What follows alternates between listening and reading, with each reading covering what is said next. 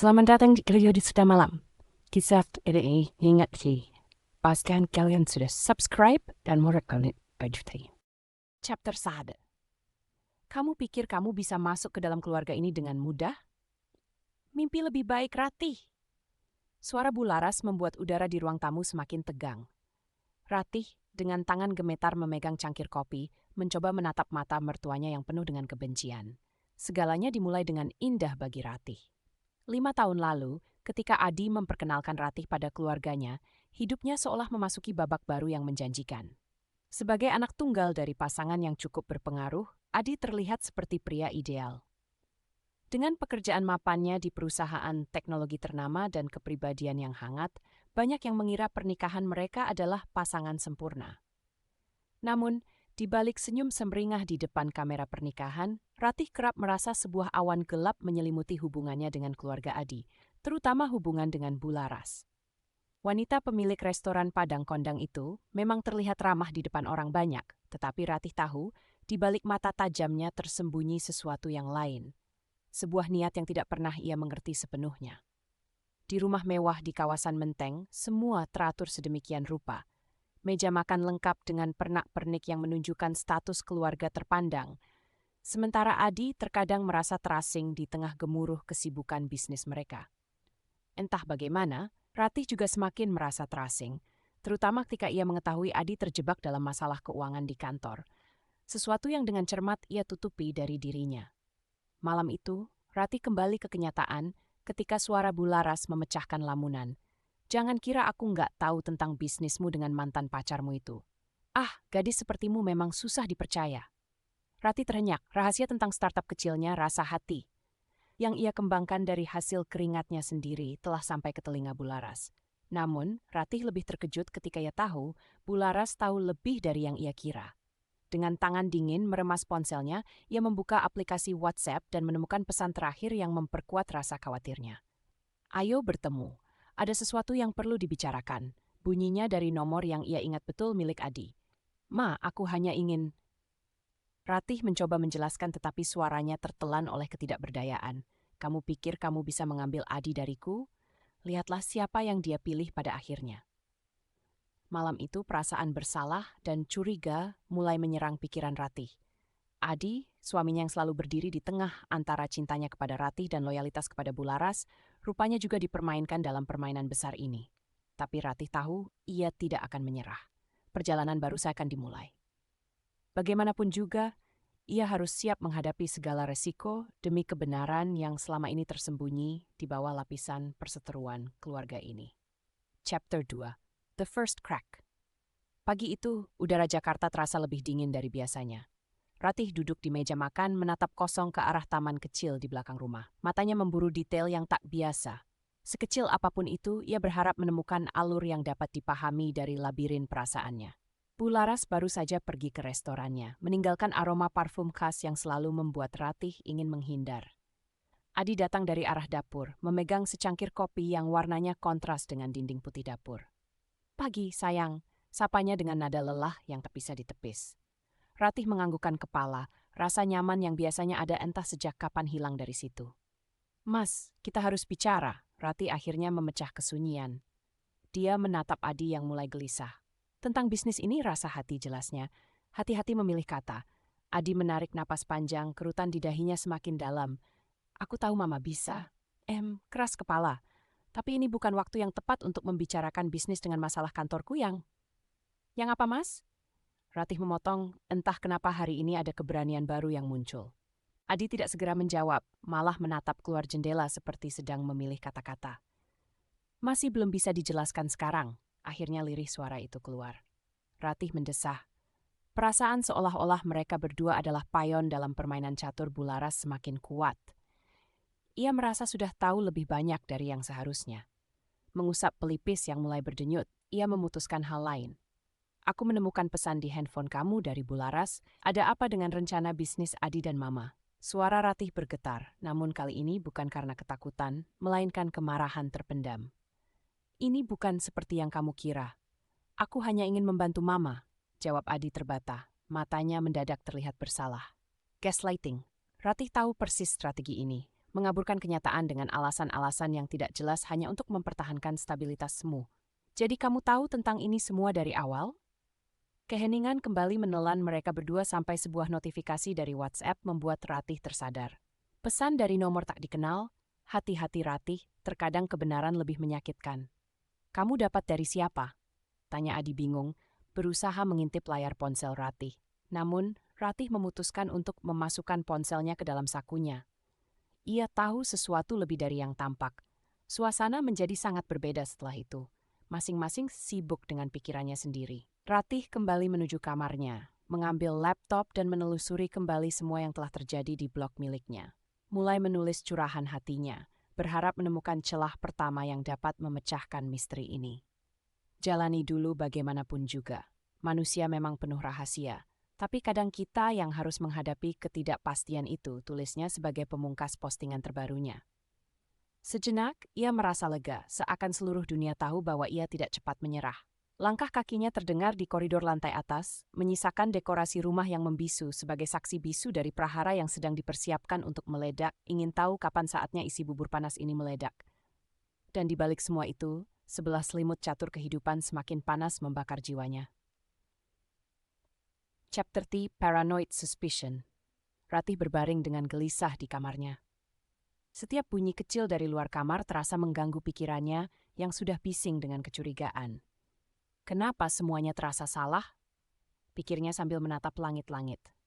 Pikirannya tak bisa lepas dari notifikasi WhatsApp misterius itu. Siapa yang memperingatkannya?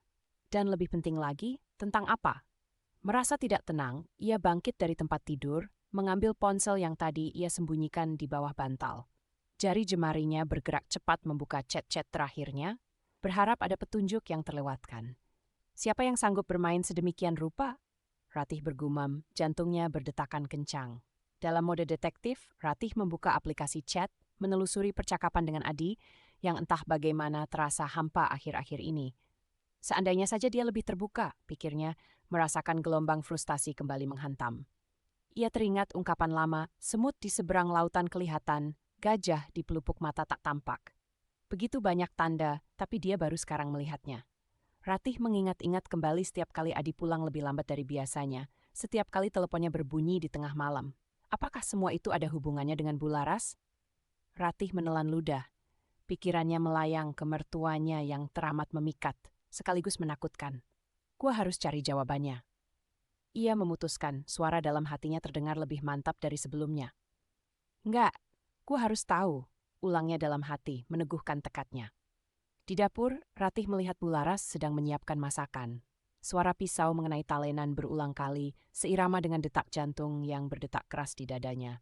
Ia mengambil nafas dalam-dalam, menyiapkan mental menjelang konfrontasi yang tak terelakkan.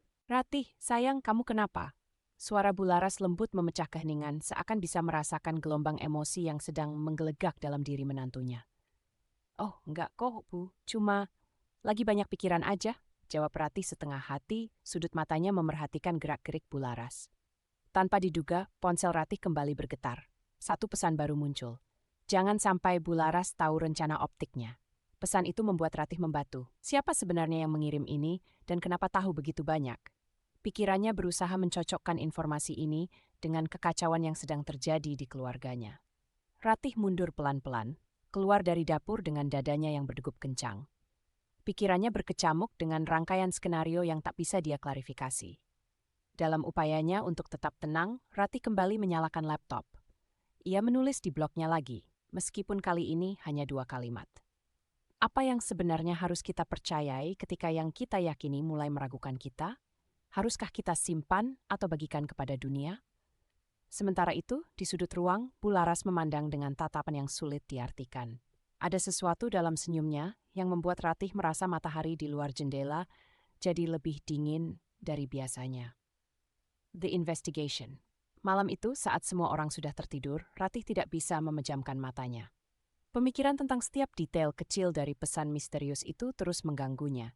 Akhirnya, ia memutuskan untuk berhati-hati menyelidiki hal yang ada dalam pikirannya tanpa sepengetahuan siapapun, terutama Bularas. Keesokan pagi, dengan tekad yang semakin kuat, Ratih mulai menggali lebih dalam. Langkah pertama, ia memutuskan untuk memeriksa tagihan telepon Adi. Mungkin di sana ada jawabannya, pikirnya sambil membuka laptop miliknya. Sambil menegakkan punggungnya, ia mencari cara untuk mengakses informasi itu.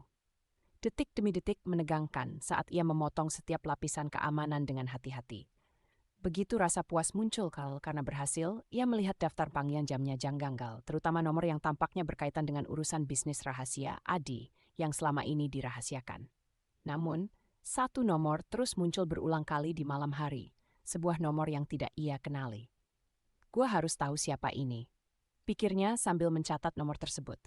Dengan cepat, ia membuka aplikasinya dan mencari informasi lebih lanjut. Tiba-tiba, Ratih mendengar suara yang sangat dikenalnya. Suara dari kamar sebelah di mana Bularas biasanya menonton sinetron malam. "Ada apa ini?" gumam Ratih, sambil bergerak mendekati pintu. Diam-diam mendengarkan suara. Meski volume suara sinetron di TV cukup tinggi, ia mendengar percakapan samar yang membuat darahnya berdesir. Sepertinya Bularas sedang berbicara dengan seseorang melalui telepon. Seketika, hati Ratih menjadi dingin. Tidak mungkin, pikirnya.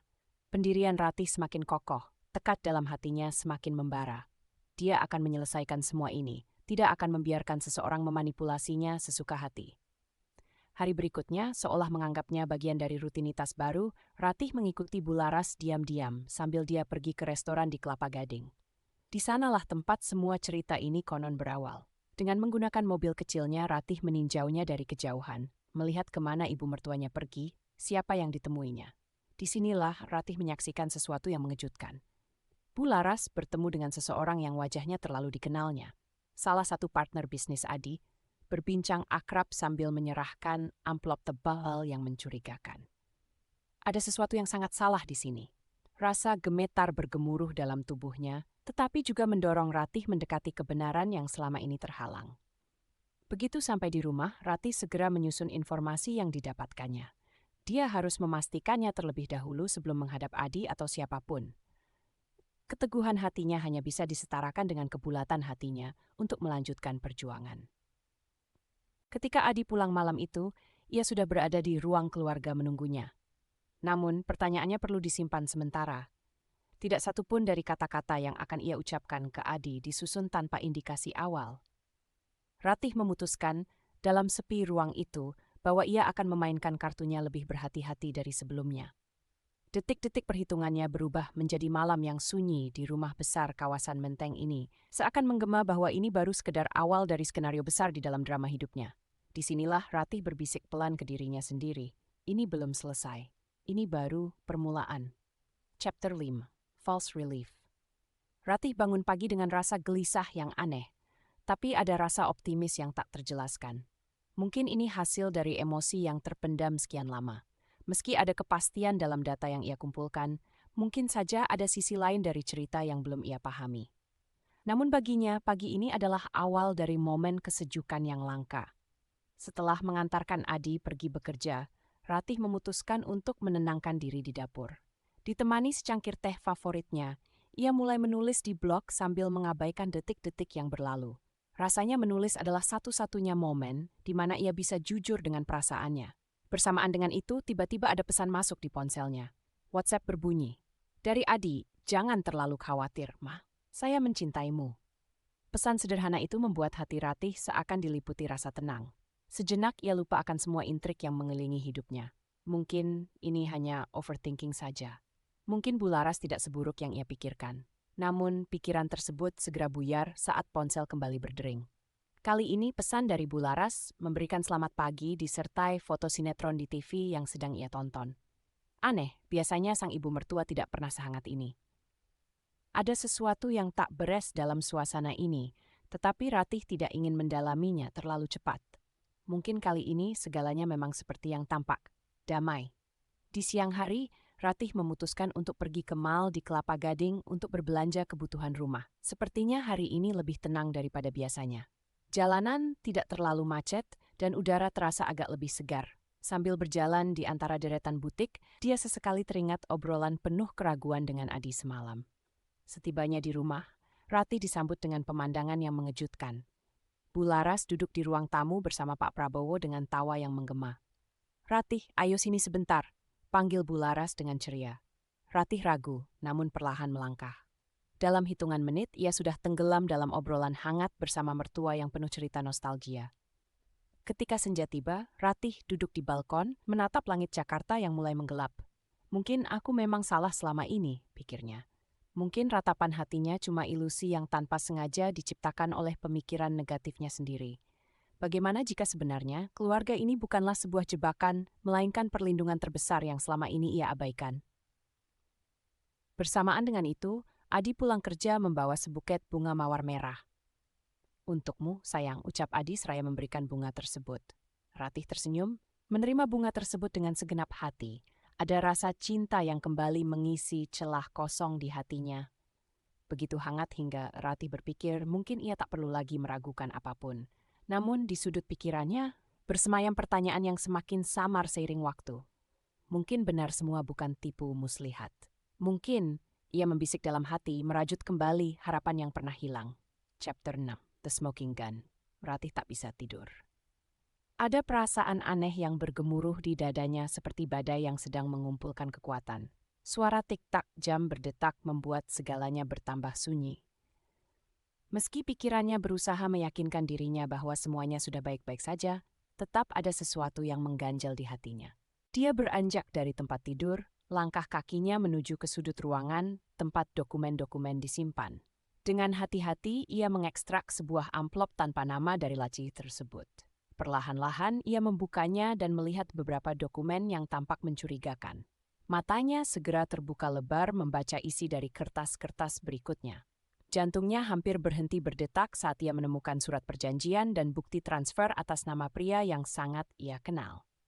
Nama Pak Prabowo tertera jelas di sana, dengan sejumlah uang dalam jumlah yang tidak masuk akal. Tapi yang membuatnya lebih syok adalah surat lainnya, hasil tes DNA yang membuktikan bahwa Ratih adalah anak dari Pak Prabowo. Pikiran Ratih berputar-putar.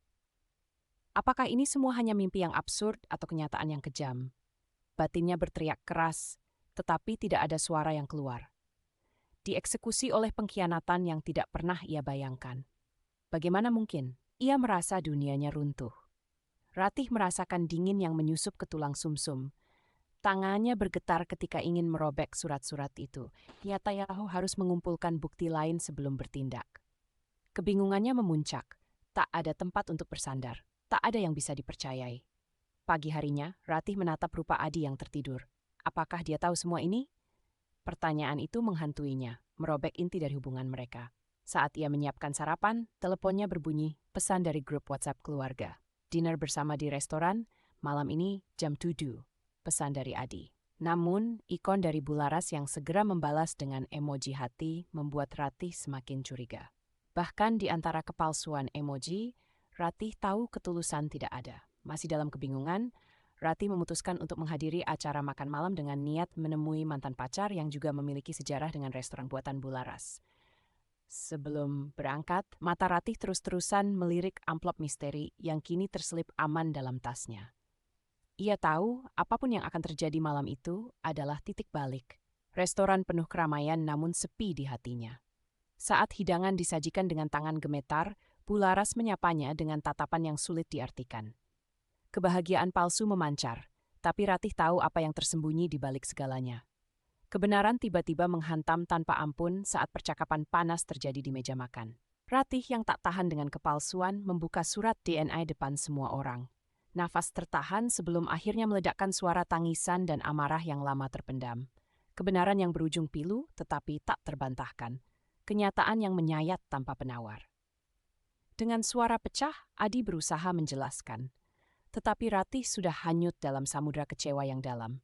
Tangannya genggam surat-surat sakral, dokumentasi yang mengubah seluruh jalan cerita hidupnya.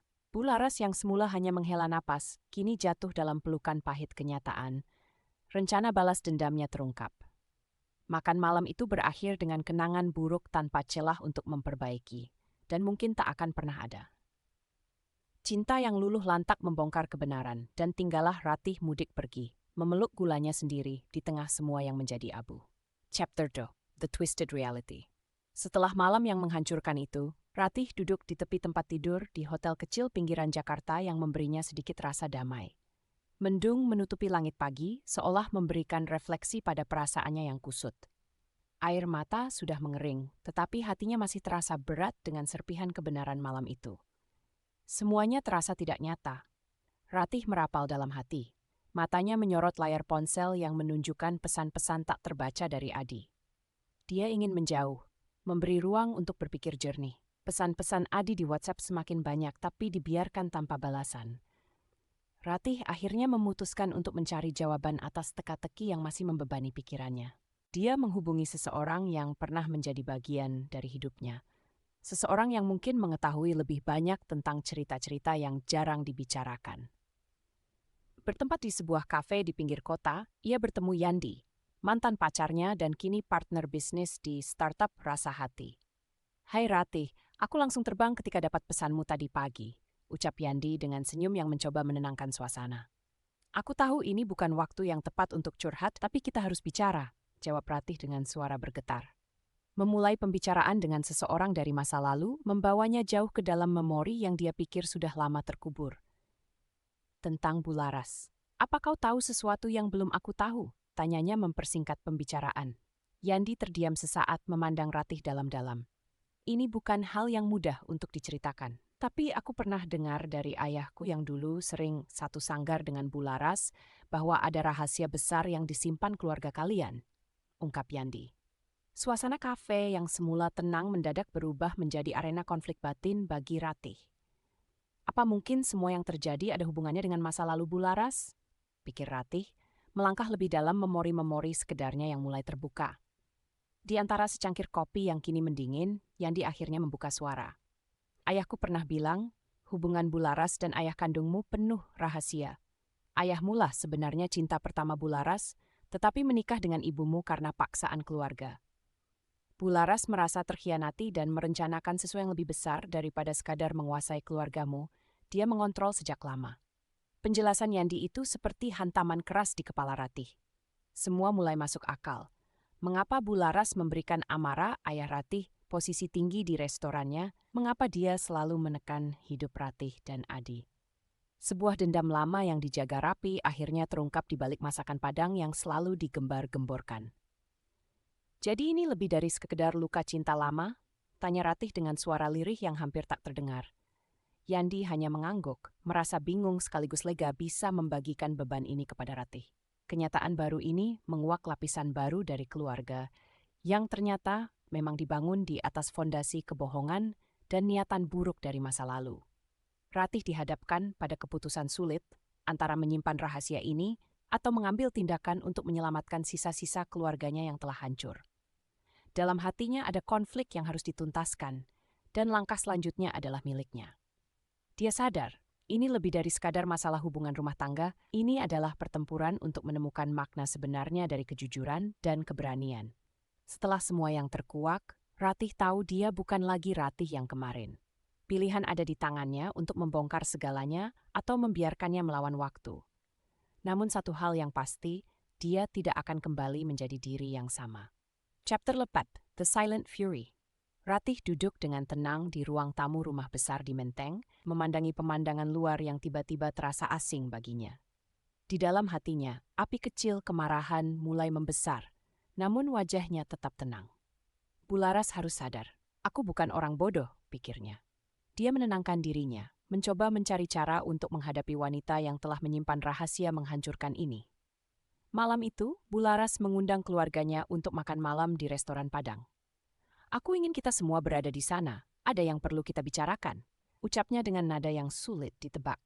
Ratih sudah bisa menebak ke arah mana pembicaraan itu akan mengalir. Dengan dinginnya, dia menyiapkan diri untuk menghadapi malam yang panjang. Di meja makan, suasana tampak biasa saja bagi orang awam, tapi Ratih merasakan sesuatu yang berbeda.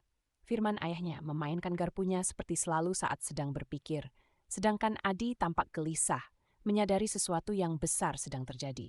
"Ratih, bagaimana blog kamu? Apa ada rencana khusus?"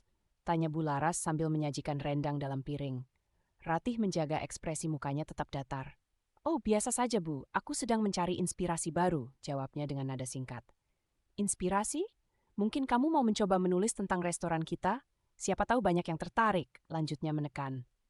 Ratih melirik Adi yang tampak semakin gelisah. Pria itu seolah merasa terjepit, tak tahu harus berkata apa di antara dua wanita kuat dalam hidupnya. "Maaf, Bu, mungkin bukan sekarang," balas Ratih menekankan kata-katanya. Semburat dingin di wajahnya tak bisa ditutupi lagi. Dalam pikirannya, Ratih menyusun langkah demi langkah untuk menghadapi strategi yang mungkin disiapkan oleh Bularas. Bak gunung es, yang terlihat di permukaan hanyalah secuil, namun di dasar laut tersimpan masa lalu yang dingin dan besar. Dalam diamnya, Ratih menyadari satu hal. Dia tidak boleh terkalahkan oleh dendam masa lalu Bularas atau masalah tersembunyi dari keluarganya yang sudah terungkap. Dia akan menghadapi ini dengan cermat. Sepulangnya dari restoran, dalam kamar tidurnya, Ratih membuka WhatsApp. Jemarinya dengan lincah menuliskan pesan ke mantan pacarnya yang kini menjadi partner proyek Rasa Hati. "Ayo maju dengan rasa hati, waktunya untuk berubah dan berdiri sendiri." Di luar, langit Jakarta tampak gelap, namun bintang-bintang berkilauan. Malam kian larut, dan Ratih menyadari kalau perjalanan mencari kejujuran dalam lingkaran kebohongan ini baru saja dimulai. Hari demi hari, permainan ini semakin abu-abu, tapi satu hal yang pasti, Ratih tahu betul siapa kawan dan lawan dalam permainan keluarga ini. Dan ia tidak akan membiarkan sang mertua mengontrol narasi hidupnya lebih lama lagi. Dengan tekad bulat, ia bersiap menghadapi ketidakpastian selanjutnya. Chapter 9, The Explosion. Hari itu, ketegangan di rumah besar di Menteng mencapai puncaknya. Langit yang mendung seolah mencerminkan suasana hati Adi yang semakin tertekan. Seluruh keluarga berkumpul di ruang keluarga setelah teror verbal tersembunyi dari Ratih kepada Bularas selama beberapa minggu terakhir ini. "Apa ini, bisnis startup yang Bakyumu bangun dengan mantan pacarnya di belakangmu?" cecar Bularas tiba-tiba. Nada suara dan pandangannya yang tajam bisa membuat siapa saja bergidik. Adi terjebak antara perasaan cinta kepada istrinya dan rasa hormat yang terus memudar-kedar kepada ibunya. Ratih balas menatap Bularas, tidak akan membiarkan dirinya tertunduk. "Iya, rasa hati, Bu. Saya bangun sendiri, dan saya berencana mengembangkannya lebih jauh," jawab Ratih dengan nada yakin, meskipun gemuruh dalam hatinya tak karuan. Adi hendak berkata sesuatu, tapi kemudian mengurungkan niatnya. Diamnya Adi seolah memberi lampu hijau bagi percakapan tegang ini. Ia khawatir menyadari kali ini bukan hanya ketidakpuasan ibunya semata, tetapi lebih dari itu. "Nggak cukup dengan blog kamu yang nggak jelas arah tujuannya?" balas Bularas sambil melipat tangan di dadanya, menahan amarah yang mendidih. Ratih menatap Adi sejenak, berharap dukungan. "Aku rasa startupku ini bisa lebih sukses, Bu. Dan aku nggak sendirian, banyak yang dukung aku termasuk Adi," kata Ratih sambil melirik Adi, berharap itu bisa mengikat suaminya untuk berani bicara. Adi hanya mengangguk pelan, seolah tak berani menentang ibunya lebih jauh. Pak Prabowo, yang sedari tadi menjadi penonton bisu, akhirnya angkat bicara. "Bularas, please, kita jangan terlalu keras sama Ratih. Kasih dia kesempatan buat berkembang," ujarnya, mencoba menenangkan suasana namun malah disambut sinis oleh Bularas. "Dia kayak penghancur dalam keluarga ini. Semua keputusan jadi berantakan dan setiap orang jadi nggak bisa saling percaya lagi. Dan lihat ini. Ini agenda keluarnya Adi dari Katiba tanpa bicara sama Tehya." Bularas melambaikan kertas seperti memorabilia di hadapan rekan meretap berat. "Apa sayang?" ujar Ratih, gemetar dan jelas terkejut. Kini fokus bergeser ke Adi yang terdiam semakin dalam di sudut ruangan. "Maaf, aku mau bilang, tapi keadaan." Suara Adi bergetar saat mencoba menjelaskan. Ratih menutup wajahnya dengan kedua tangan, kesal dan sakit hati. "Kenapa nggak bilang ke aku?" tanyanya penuh emosi. "Bukan aku, Bu. Bularas tahu aku ada skandal finansial di kantor." Suara Adi semakin lirih. Pengakuan ini mengubah fokus kembali ke Bularas. "Oh, jadi sekarang ini salah saya?" "Itu karena kamu sembarangan dan gak ada tanggung jawab." Bularas berteriak. "Aku sudah lelah jadi payon, aku akan pergi dari semua tekanan ini," ujar Ratih setengah menangis sambil berdiri dari kursinya, air mata mulai mengalir deras di pipinya. Saat itu pula ponsel Ratih bergetar. Pesan WhatsApp baru dari partner startupnya bilang bahwa mereka baru dapat pendanaan besar. Peluang baru, kesempatan untuk lepas dari drama tak berujung ini. Tanpa pikir panjang, Ratih melirik Adi satu kali lagi sebelum berlari keluar dari ruangan, meninggalkan semua orang dalam keheningan yang menggantung. Adi, yang kehilangan kata, mencoba mengejar namun tertahan oleh genggaman lembut Pak Prabowo. "Biarin dulu," kata Pak Prabowo seraya menghela napas panjang, sementara Bularas hanya berdecak kesal melihat keputusan yang mungkin tak bisa diambil kembali. Keheningan mencekam. Masa depan keluarga ini kini terombang-ambing dalam ketidakpastian. Semangat Ratih yang tak lagi bisa dikekang pun menjadi titik balik bagi semuanya. Chapter The Counterattack. Saat suara langkah kaki Ratih semakin jauh, ruang tamu yang semula dipenuhi ketegangan kini hanya menyisakan keheningan dan aura ketidakpastian. Bu Laras yang tadi membentak penuh kemarahan mulai tersenyum kecil seraya membenarkan posisi duduknya. Mata tajamnya melirik satu persatu orang yang ada di ruangan. Kalian semua terlalu banyak menuruti emosi. Mari kita bicara logis sekarang. Suara Bu Laras memecah keheningan dengan nada yang kembali tenang, namun mengandung ketegasan yang membuat Adi dan Pak Prabowo sedikit bergidik. Adi menghela napas berat, merasa terkepung tanpa bisa lari kemana-mana. Bu, kita harus bicara soal ini pelan-pelan. Jangan terbawa emosi, ujarnya, mencoba mengontrol situasi yang mulai kembali memanas. Nggak usah kamu yang atur ya, Di. Kamu ini anak saya, bukan atasan saya. Apalagi sekarang, lihat siapa yang bikin masalah di kantor. Itu hasil dari mengikuti kata hatimu sendiri tanpa pikir panjang. Bu Laras tidak membuang waktu sedikit pun untuk kembali menyerang Adi. Makanya saya coba jelasin dulu. Tapi Bu Laras selalu... Adi mencoba membela diri, namun langsung dipotong oleh Bu Laras. Kamu terlalu terpengaruh oleh Ratih. Dia itu lebih banyak masalahnya dari yang bisa kamu lihat. Apa kamu lupa dia itu dibesarkan sama siapa? Dari keluarga broken home yang bikin dunia ini jadi drama. Tuduh Bu Laras tanpa perasaan. Pak Prabowo menoleh dengan ekspresi iba pada Adi, namun di dalam hatinya ia tahu bahwa ada benarnya juga yang Bu Laras katakan. Namun, dia bersikap bijak dan memilih diam, melihat bahwa ini saatnya Bu Laras melampiaskan seluruh perasaannya. Dan kamu, Pak Prabowo, Bu Laras beralih dengan pandangan menusuk kepada suaminya. Kamu kira aku nggak tahu soal rencana pensiunmu itu? Semua ini jadi berantakan karena kamu selalu pilih diam nggak mau ngomong. Pak Prabowo terkejut namun berusaha mempertahankan ketenangannya mencoba merespons. Aku hanya ingin kita punya waktu lebih buat keluarga. Buat kita. Rencana ini juga untuk kita ke depannya, tetapi aku butuh waktu untuk menyelesaikan semuanya. Tuh kan, diem lagi. Itu alasanmu selalu sama, kita kayak nonton sinetron saja jadinya. Ini nyata. Kamu harus lebih sadar, ucap Bu Laras, berusaha memancing keraguan dalam hati suaminya. Sementara itu, Adi hanya bisa tertunduk, merasakan bahwa dalam sudut hatinya ada kebenaran di balik setiap kata-kata pedas yang Bu Laras lontarkan.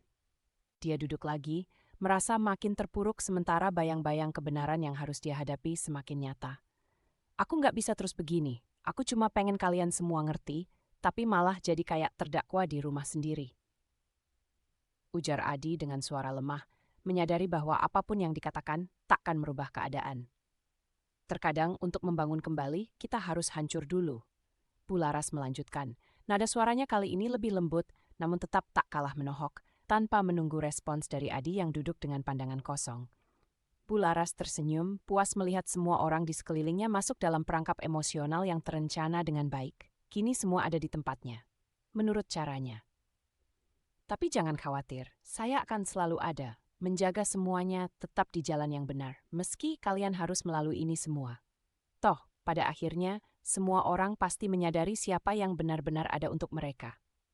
Katanya menutup dengan nada kemenangan yang subtil.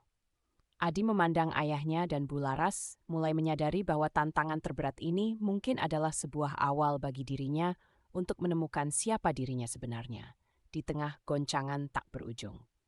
Keheningan kembali menyelimuti setelah kalimat-kalimat perpisahan itu, meninggalkan mereka dengan berbagai pertanyaan yang tak terjawab dan misteri masa depan yang kini berubah jalur. Total fallout. Pagi itu suasana sepi menyelimuti rumah besar di Menteng. Namun siapa sangka di balik kesunyian itu ada badai yang siap meledak sewaktu-waktu. Bu Laras sedang duduk di depan televisi memperhatikan sinetron kesayangannya dengan tenang. Di ruang tamu yang sama, Ratih menatap layar ponselnya, mencoba menemukan inspirasi baru untuk blognya. Hatinya masih berdebar setelah malam-malam penuh ketegangan kemarin. Masih nggak percaya ya? Selama ini Bu Laras udah memanipulasi semuanya. Bisik Ratih kepada Adi yang duduk di sebelahnya, menatap kosong ke arah lantai. Entahlah, semua ini kayak cerita fiksi nggak masuk akal. Tapi aku tahu ada yang lebih dalam, jawab Adi penuh keraguan. Belum sempat Ratih menanggapi, tiba-tiba notifikasi WhatsApp-nya berbunyi. Sebuah pesan tak terduga masuk dari temannya yang bekerja di firma hukum Pak Prabowo. "Kak Ratih, aku baru dapat info dari kantor. Katanya firma Pak Prabowo mau dijual, padahal kita nggak pernah dengar yang kayak gitu. Apakah Ratih tahu?" Bagai tersambar petir, Ratih langsung menunjukkan pesan itu ke Adi. "Ini apa maksudnya? Apa kamu tahu soal ini, Di?" Sebelum Adi bisa menjawab, Pak Prabowo masuk ke ruangan dan terdiam saat melihat ekspresi terkejut di wajah mereka berdua. "Kalian udah tahu? Nggak seharusnya kalian tahu dengan cara seperti ini. Di sini siapa lagi yang bakal dikhianati? Apa kita cuma payon dalam permainan semua orang?" Ratih mulai kehilangan kesabarannya. Sementara Bularas yang mendengar percakapan itu cuma bisa tersenyum tipis dari balik layar televisi. Memangnya siapa lagi yang lebih tahu kartu apa yang harus dimainkan, kalau bukan dirinya? "Tenang semua, kita bisa bicarakan ini," ujar Pak Prabowo sambil menghela napas berat. "Bicarakan apa lagi, Pak? Ini sudah lebih dari cukup. Semua rahasia ini," suara Ratih pecah di tengah emosinya. Di saat yang bersamaan, Bularas menerima telepon dari manajer restorannya yang mengatakan bahwa ada gosip tidak enak tentang keluarga yang beredar di media. Ketegangan makin meningkat ketika layar televisi menayangkan berita yang mempertanyakan integritas firma Pak Prabowo dan konflik internal di dalam keluarga yang bocor ke publik. "Oh, jadi kalian baru tahu?" Bularas memutuskan untuk mengungkap rencananya. "Aku cuma mau semua ini menguntungkan kita. Aku bahkan udah yakin ini bakal jadi sarana kita untuk bisa berubah lebih baik lagi bersama." Nada suaranya menenangkan, namun ironis. Tanpa disadari, keluarga mereka sudah jadi bulan-bulanan publik. Semua orang mengkritik, memberikan komentar tajam dari sosial media, hingga media berita ternama mulai menyoroti. Tak ada satupun yang bisa menghindar. Adegan ini itu akhirnya memecah bentang sikap pendiam Adi. "Mama, Papa, kita nggak bisa terus begini. Semua udah kacau. Nggak seharusnya kita saling menghancurkan begini." "Akhirnya kamu berani bicara," respon Bularas. Namun kali ini nadanya berbeda, ada sedikit getar emosi yang mungkin tidak disadarinya. Dokumentasi keluarga yang selama ini nampak kuat berangsur runtuh. Terasa begitu lemah justru di tengah raihan periahan gedung-gedung, rumah besar kawasan Menteng ini. Mungkin bagi mereka ini adalah akhir, namun bagi beberapa dari mereka ini adalah awal untuk menerima kebenaran-kebenaran baru yang belum pernah mereka sebutkan. Resolution and lesson. Ratih duduk terdiam di atas tangga yang menghubungkan lantai atas dan bawah rumah besar Menteng itu, air matanya mulai mengering. Tatapannya kosong menembus dinding seakan mencari jawaban dari kekacauan yang melanda keluarganya. Baru kali ini, ia merasa begitu kecil di rumah ini, seolah-olah tak berarti. Di tengah kebisingan berita dan bisikan warga yang menggunjing, akhirnya Ratih pantang menyerah untuk mengakhiri semua drama ini. "Mau sampai kapan kita perang dingin begini?" Suara Adi terdengar dari belakang. Ia berjalan menuju Ratih dengan wajah lusuh, menyiratkan beban yang tak kalah berat. "Aku capek, Ratih. Aku capek terus-terusan begini," tambah Adi sambil duduk di samping istrinya. Ratih menggenggam tangan Adi erat. "Aku juga capek. Bukan seperti ini hidup yang kita impikan dulu. Aku tahu mungkin aku nggak selevel sama keluargamu, tapi aku mencintaimu, Adi. Aku mau kita tetap bersama, bagaimanapun caranya." "Coba kita bicarakan sama-sama ya."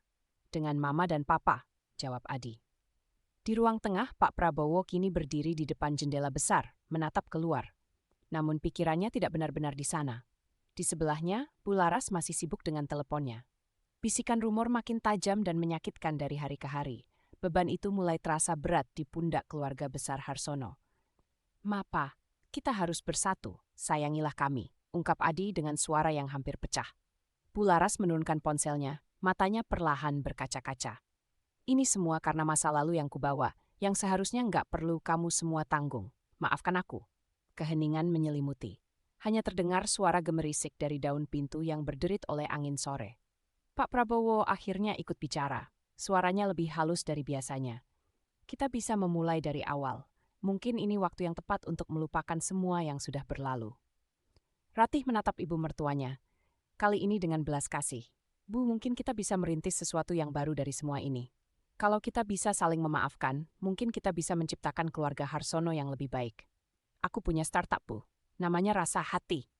Aku ingin kita mengolah emosi kita menjadi kekuatan." Percakapan itu menjadi awal dari pemulihan. Bularas perlahan melepaskan dendam di hatinya, menggantikannya dengan niat baru. Pak Prabowo merelakan mimpinya untuk pensiun demi membimbing keluarganya sekali lagi. Adi dan Rati dengan cinta yang makin kuat melangkah ke depan. Kita bisa belajar dari kesalahan ini, ujar Bularas, dengan saling memaafkan, saling memberi ruang. Keluarga Harsono akhirnya mengetahui bahwa kebenaran dapat membebaskan mereka. Meski berita tentang mereka masih bergema di luar, mereka sekarang memiliki kekuatan baru, hati yang bersih, dan keinginan untuk memperbaiki. Ini waktunya kita berpaling, tutup Pak Prabowo, memulai satu lembar baru yang tanpa rahasia. Itulah kisah hari ini, Radio Cerita Malam. Jangan lupa like, komen, dan subscribe. Sampai berjumpa di